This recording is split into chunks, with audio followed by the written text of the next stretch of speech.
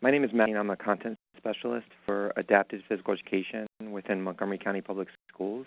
And today we will be focusing on strategies for supporting paraprofessionals in physical education.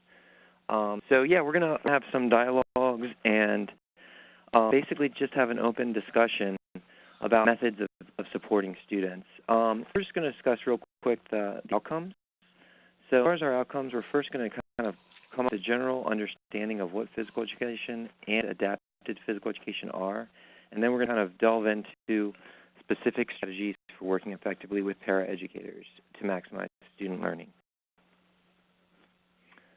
So, as many of us are physical education teachers or adapted physical educators, PE can serve as a vehicle for helping students develop the knowledge, attitudes, motives, behavioral skills, and competence necessary to adopt and maintain physically active lifestyles and lifelong wellness. The aims of a quality PE program include the development of students' physical competence, health-related fitness, self-esteem, and overall enjoyment of physical activity. This improves learning on 3 levels. First, it optimizes your mindset to improve alertness, attention, and motivation. Second, it prepares and encourages nerve cells to bind. And then third, it spurs development of nerve cells and stem cells in the hippocampus. Now, this graph here is really kind of encapsulates what physical education, what students get, all students get, in elementary, middle, and high school. And so the physical education curriculum is broken up into 3 areas. The first area is really focused on personal and social responsibility, and so focus on health-related fitness. And the third area is really deep into movement skills and concepts. So when we think about the SHAPE standards, the 5 standards, we break those standards down within each of those measurement topics. And so in movement skills and concepts, we think about standard 1 and standard 2. Within health-enhancing physical fitness and activity, we focus primarily on standards 3 and 5. And then personal and social responsibility, really the focus there is all on standard 4. So when we have students with disabilities, I'm going to give you a little scenario. We have a student with multiple disabilities with significant impacts to his cognitive and physical abilities. And so about that student, we want to think about what will happen if the student receives the same curricular information without modifications or accommodations as his or her typically developing peers. So for learning the content with a grade level physical education program, 1 or 2 options would need to be implemented. First, nothing. Basically, no supports would be implemented, and the student basically receive the exact same. We would have to provide the student with more physical education instructional time and support to address the areas of need he demonstrates due to his disability. And then the second option really is this shaded in area here. We think about really narrowing the focus area of that student, the content that student receives in physical education. So that shaded in area really represents the adapted physical education service or their program. So when we think about adapted physical education, it's really honing in on that need. So as far as like the definition is concerned, we provided a definition based off of which is the Individuals with Disabilities in Education Act. And basically what this states is it includes the curriculum content area of physical education and students. Students with disabilities are required to participate in physical education instruction. The grade level physical education program is adapted to meet the unique needs of the student with disability through accommodations and modifications. And as we know, adapted physical education really is a service, not a setting. So when we think about how DEA or Individuals with Disabilities in Education Act really trickles down to paraeducator support, since physical education is defined as part of the special education program in IDEA, law expectation should be to have the paraprofessional in physical education class or the setting when the student with disabilities is participating. But about this, the full support by the paraprofessional is driven by the IEP team and must be documented on that IEP. So always expect that paraprofessional is going to be accompanying that student without it really being documented on the IEP or the IEP team has decided. So really, again, we're thinking about the overall understanding of really what adapted physical education is. And then this next part of our session is really going to focus primarily on the role of paraprofessionals in physical education. But when we think about the continuum of physical education and adapted physical education placements, our goal is always on the inclusive setting, inclusion, and really start with that grade level physical education class. So there are a number of barriers. So think about there are enough concerns and possible barriers for providing instruction in the grade level PE setting. Teachers and paraprofessionals have identified the following barriers impacting the quality of instruction. So this may include class size, the mental level of the student, safety concerns, facility, medical concerns, and also severity of the disability. So the barriers, when we think about them, they should never be used to exclude students from grade level PE. The responsibility of the entire school team to work collaboratively to eliminate such barriers using collaborative problem-solving approach, which we'll talk a lot about that collaborative problem-solving approach, and for students with disabilities to successfully participate in physical education. When we think about this, the levels of the continuum of placements or options, it's really all driven by the IEP team, and it's data-driven. So when we think about this, we always want to think about the least restrictive environment. And so when we think about this, the first level is really students who need accommodations and mediations due to health concerns and 504 plans. And we're also thinking about students who are not meeting grade level outcomes and have been identified as students with disabilities. So think about the continuum of environment options for PE. We always start with the general physical education setting. Those are really students that meet those grade level outcomes. And then that second tier is really grade level physical education with supplementary aids and services. So we may have students in our classes that have an IEP, or they may have a 504 plan, and they may benefit from specific supports to access the grade level physical education curriculum. So they're still accessing the service, specific service for adapted physical education, but they are because they're accessing their grade level content. And so then tier would be the third tier is grade level physical education supplemented with adapted physical education services. And those are really students that have demonstrated an area of need related to physical education curriculum. And so our focus there is really where we address that specific area of need related to curriculum, and we develop a goal and objectives to get them there. So we're closing that achievement gap between the grade level outcome and we currently are related to the curriculum. Our fourth tier is really focused on adapted physical education services supplemented with general physical education. So we may have students that receive adapted physical education within a self-contained setting, and they may be included within a grade level physical education class for socialization or personal and social responsibility needs.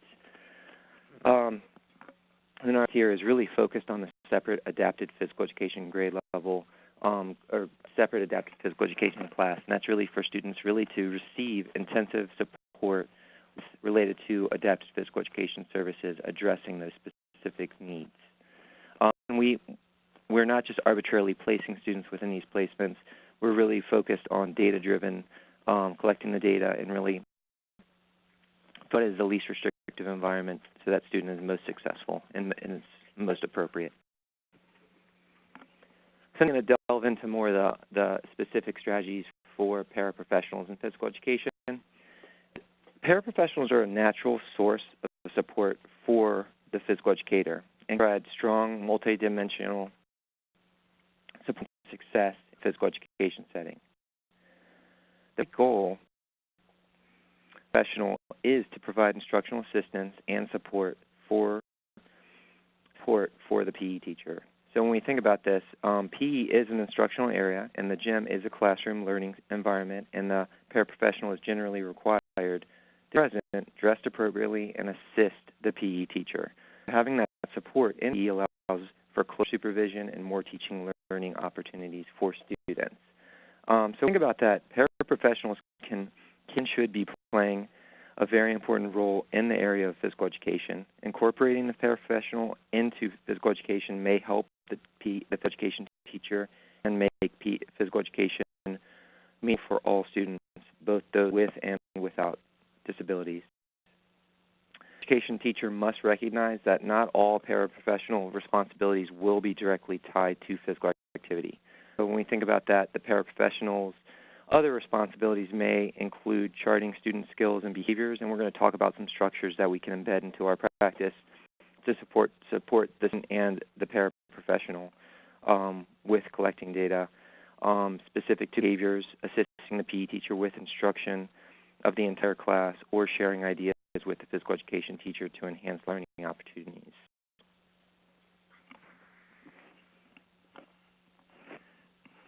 About paraprofessionals, they can also consist with the process for providing insights about abilities of the student with disabilities. Paraprofessionals can assist with the physical education teacher in creating an appropriate learning environment by helping with equipment modifications, spacing, group assignments, or activity logistics for students with disabilities, creating safe, successful, satisfying, and least restrictive environments with less time constraints by learning to be more efficient, more efficient with implementing activities.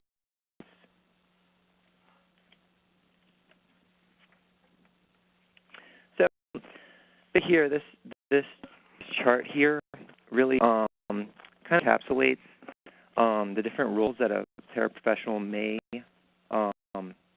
require during a physical education class.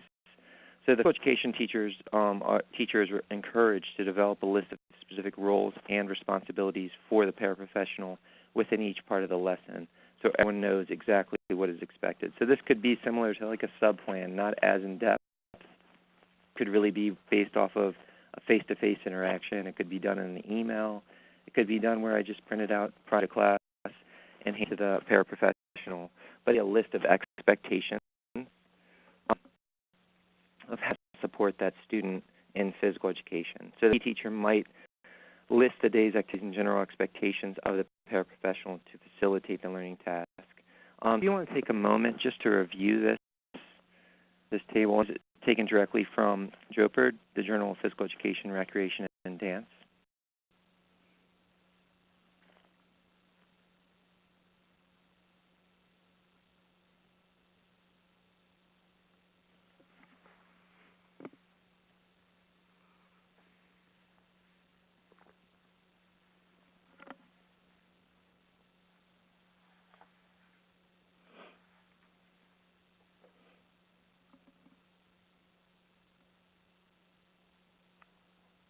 Okay. So as far as strategies for working with paraprofessionals, I'll go through a couple of different things. And again, this is with any professional development, I always just want someone to walk away with a little nugget that they can implement within the next day. And so I'm going to provide you a gamut of different strategies, and then you can kind of pick and choose which may work for your specific setting or your class or your students. So strategies for working with paraprofessionals, the first thing is always guidelines and expectations. They need to be established for successful inclusion and participation of all students. So these teachers should always help the paraprofessional develop knowledge and understanding of physical education terminology and equipment. We can always just assume the technology and equipment is used and how it's used in physical education classes are often very different from what our professional may hear, know, and understand when working with students with disabilities in a typical classroom setting. So the physical educator should really work with the paraprofessional to ensure they have the working knowledge and understanding of physical education terms and equipment. So as far as effective use of paraprofessionals by the physical education teacher, this will require open two-way communication, really just talking, communicating effectively, clearly defining what the paraprofessional's role is within the learning environment, and create an atmosphere of mutual respect for paraprofessionals' contribution to physical education.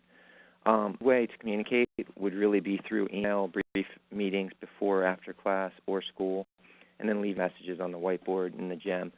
We found the best time to do this is really at the start of the school year.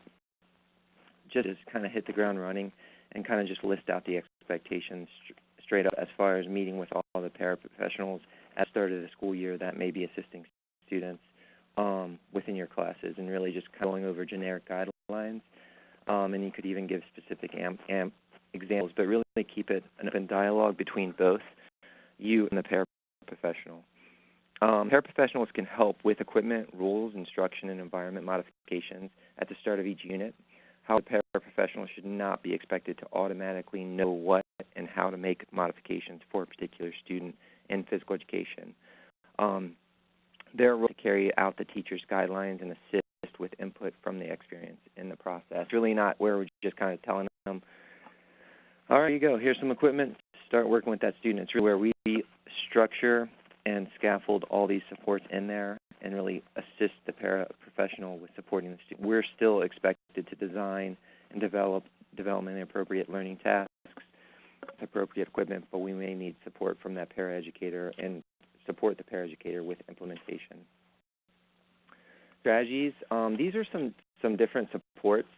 These are the first one to the right, underhand roll. This is a sample movement skill checklist, which provides a paraprofessional with information that may guide their understanding of the movement skill and tasks that a student is learning and practicing during physical education within that unit.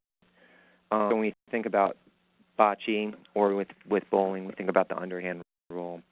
And what this gives is a clear guideline of really what we're looking for that student to perform. So as far as grasping the object with the dominant hand, eye on the target. So it's really just, in small, we're really helping that educator or paraprofessional understand really what is the expectation for that skill and the level of support. So with this, again, we want to set up the expectation. We want to set them up for success, the paraprofessional. So it's really where we're kind of going through this together. And as the physical education teacher may model how this would look and how it would collect data prior to the paraprofessional collecting data during the class. I'm designing the learning tasks, the environment, setting up the expectations, developing developmentally appropriate learning tasks, and then I'm just asking that this would be a good help with supporting the student specifically when performing that skill. Other thing would really be to embed a visual support, and this is really that could you go back to the prior slide with the visuals? Yeah. So with this, also on the left-hand side, we have a cool-down visual support, which basically provides an outline of really what the expectations are for the cool-down, and it helps that paraprofessional to support that student if it's with prompting or if it is with physical guidance. But again, I was always independent with students with performing skills and concepts, demonstrating understanding. This is just an example of that.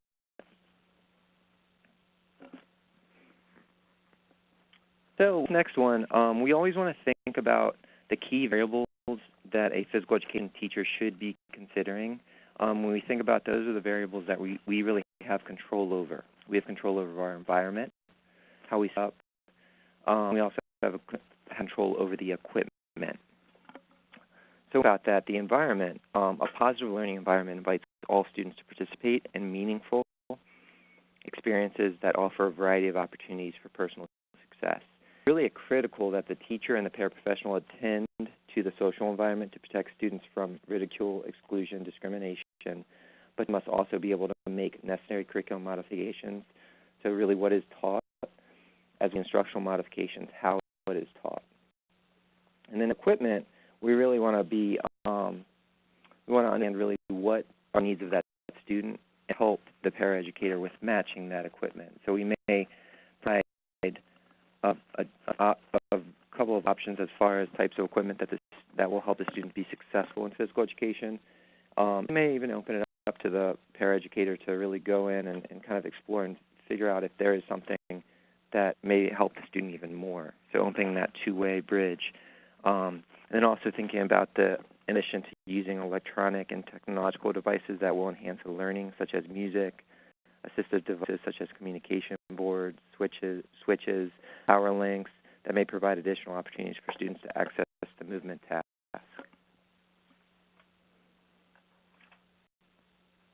Now, this next section is really focused mainly on visual support, and I'm going to demonstrate some different visuals, or I'm going to show you some different visual supports that the student may come with or that you could develop in collaboration with the professional or give to the paraprofessional to use with the student.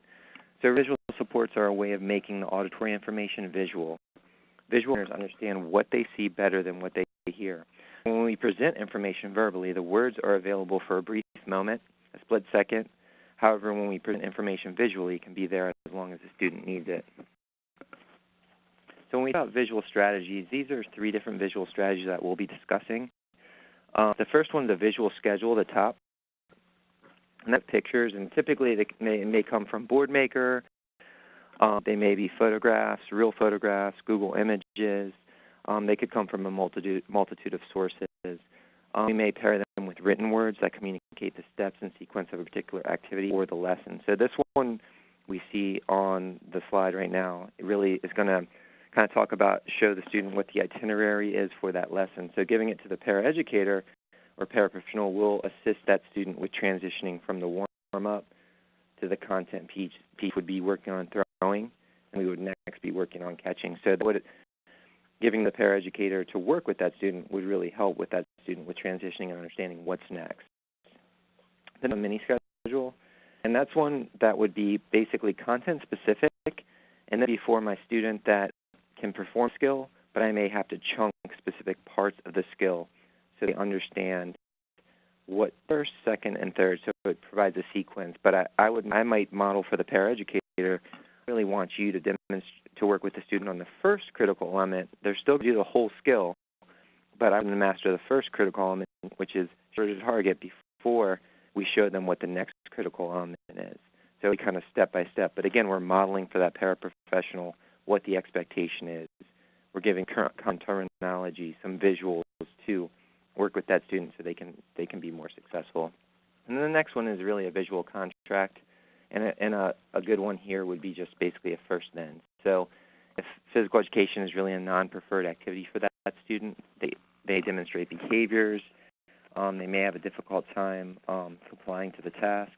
I first give the paraprofessional to them, hey, let's work with this first then. First shoot baskets on the hoop, 5 baskets, then you earn 1 minute on the bounce ball or the therapy ball. So it gives that student an understanding, and also gives the paraeducator, hey, I want the student to participate in this specific task before we, and then they can work on something that's more preferred, and something that would be a motivator.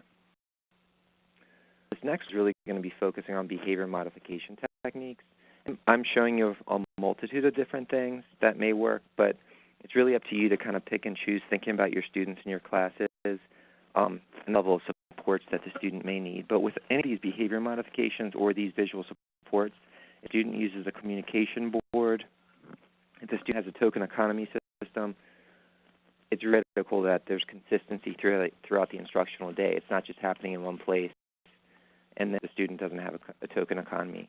We want to make that consistent. We want that strategy to be embedded throughout the instructional day. And really, we want to work with that paraeducator to understand why it's important to develop that consistency.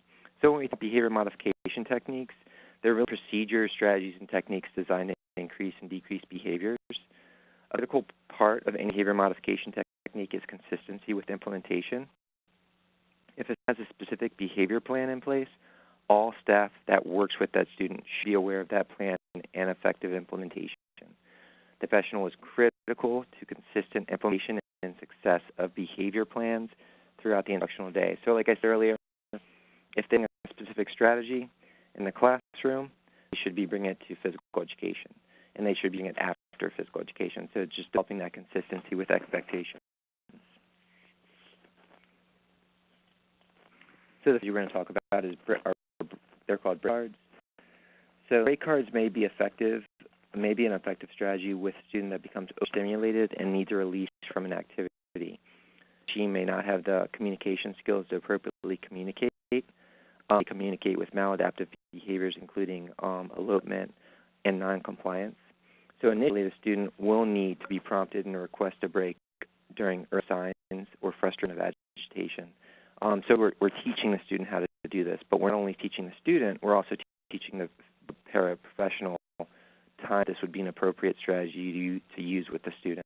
We'll eventually learn to request the break, or she feels frustrated or anxious, to independently communicate he or she needs a break. So this will assist the student with developing self-regulation skills. So break cards should really be easily accessible to the child. For instance, we could Velcro it to the wall near an activity where the student could keep it in their pocket and basically flush it when they want to use it.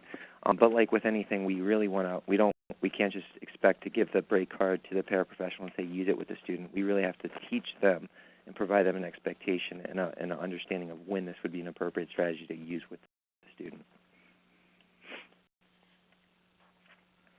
One really is one that a lot of us should be familiar with. This is called a token economy system, and where we use tokens, and the tokens could be a check mark, it could be points, it could be stamps, it could be a smiley face, it could be stickers, it could be a specific, I know some students like Pokemon or My Little Pony, that could be the motivator within itself.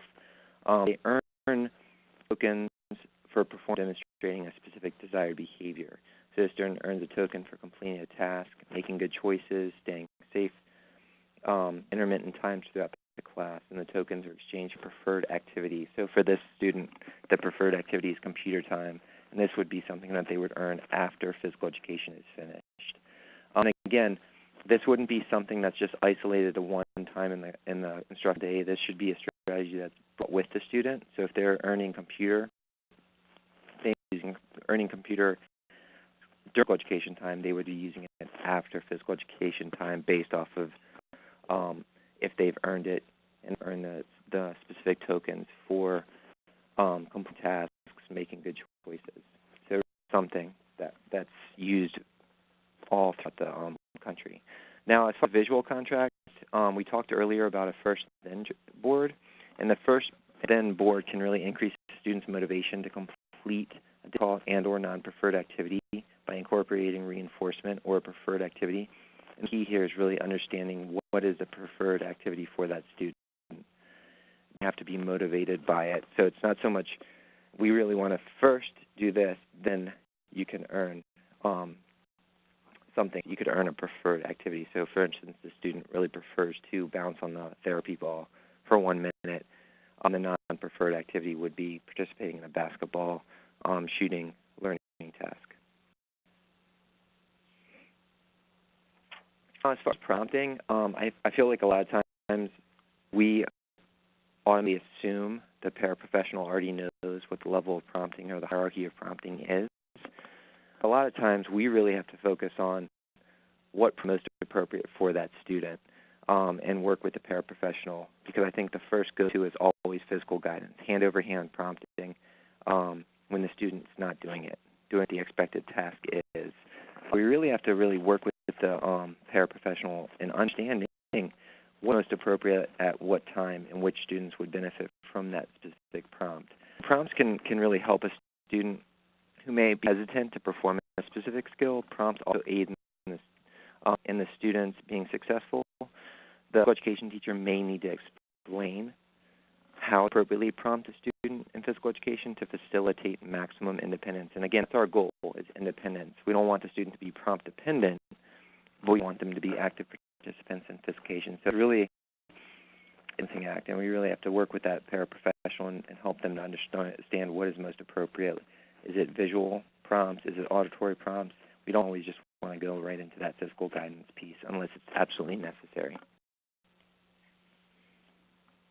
So the professional can greatly contribute to keeping the physical education environment safe by monitoring activities, informing the teacher of dangerous environments, and modifying equipment usage.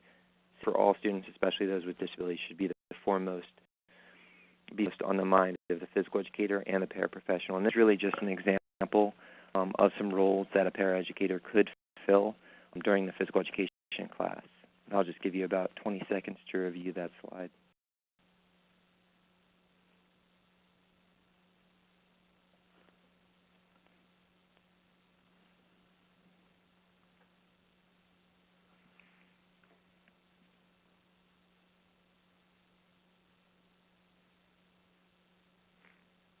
We just want to jump to the assumption that the paraprofessional knows what the expectation is when they're monitoring a specific task or monitoring a student within a specific environment. We want to work with them understanding what are the look-fors here. What do we need you to do? Step in when you see A, B, and C. Please stop the activity right away.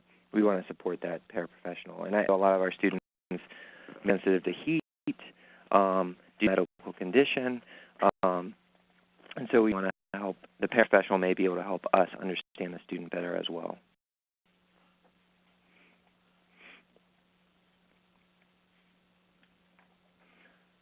So the next, really going to focus on the dangerous environments. And again, these are just examples of a paraprofessional's role in physical education, and these are some things that they could watch out for. Because as we know, we have upwards of 35 students in a physical education class at any moment. So again, just having additional eyes and ears out to identify when there's a dangerous environment and protocols to use. And a big one here is really transferring students from wheelchairs to seated positions on the floor or wide scooters. We also, with that school-based physical therapist, need to be trained. So any staff that are moving students from an assistive device or into an assistive device during physical education need to be trained. That includes you, the physical education teacher, as well as any paraprofessionals. And that will be the responsibility of the physical therapist. And the next one is really based off of equipment modifications. So when about specific students with disabilities, the paraprofessional may not even know the specific disability the student has, but we really want to work together and identify what is the disability of that student, and then also what do you need to be aware of when using specific equipment or specific equipment that's made of specific materials. So this example is based off of a student with spina bifida. When we think about using balloons, this may be hypersensitive to latex. Excuse me. They may be sensitive to latex, so really wrapping that balloon, something such as a grocery bag, a plastic grocery bag, and tying it off may be necessary. So showing the physical educator how to walk with the student using a safety or get out for balance. One second.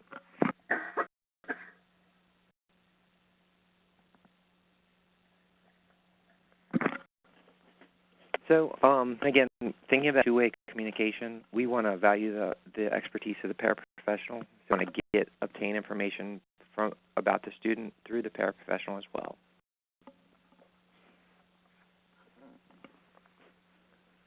Transitions. Students with disabilities may have a difficult time transitioning from one activity or in and out of physical education at any moment. So when we set this, think about strategies that we can embed and teach the paraeducator to use with specific students. For 1 second, sorry about that. So about the actual structure of our physical education classes, we always think about we group centers, and so we have students that are enjoying themselves at a specific center, and they're having a difficult time moving one activity to the next. So just forewarning them, as far as there's a countdown, 3 minutes, 2 minutes, 1 minute, will help the student to process the activity. A picture of the next activity prior to transition. So again, using that first we practice catching, then we're going to climb on the equipment. So those types of things, I can't always just assume that the paraeducator knows these strategies. We may need to work with the paraeducator to facilitate them. And this is the collaborative team approach about things that we could do as paraprofessionals or support the paraprofessional with, develop the skills. So if you take a moment just to review this. Slide goes into the next slide, which is our goal, and this is kind of our final thought. And I always, whenever we do, like at the start of a school year, if I'm working with a group of paraprofessionals or if I'm doing a paraprofessional training, it's commitment, and this is kind of our final thought. Never do something for a student that are capable of doing it for themselves. Again, we want to facilitate independence. We don't want to just with supports and prompts. right, with that, I'm going to thank everybody for logging on in what was a snow day in most of Maryland today, including Baltimore, where I am, and Montgomery County, where Matt is. Yep. This webinar will be archived on the MAPEC site, and we will share that out via social media as well through the @MDPhysEd Twitter handle and my Facebook page. So thank you so much for joining us tonight, and thank you to Matt for presenting. This concludes our webinar. Thank you.